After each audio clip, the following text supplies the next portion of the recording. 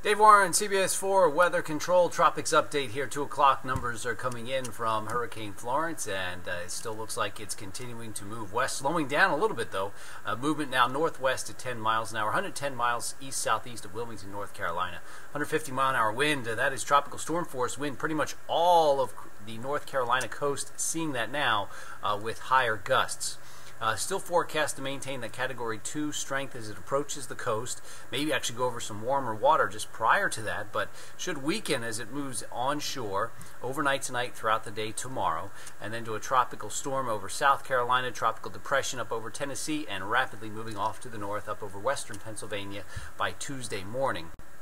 Despite that track cone, these strong tropical storm force winds extend well out of that, and you can see these bands which contain those strongest winds now moving onshore near Morehead City, North Carolina. Have not quite made it to Wilmington yet, but we've seen these strong storms out ahead of that. Even had a few tornado warnings issued, so that potential continues with much of the area under a tornado watch. Morehead City down through Surf City, seeing these bands, and it's not quite to Wilmington yet, but the storm is moving northwest about 10 miles an hour.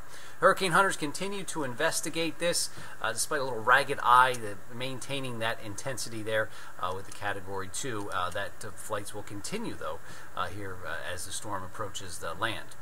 Hurricane warnings and watches in effect. The watch just for parts of South Carolina, but the warning for much of all of North Carolina. Tropical storm warning in inland of that.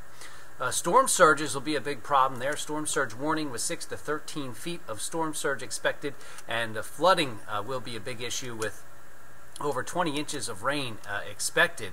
Up to 3 to 6 feet of storm surge, but even higher amounts there towards New Bern there in North Carolina.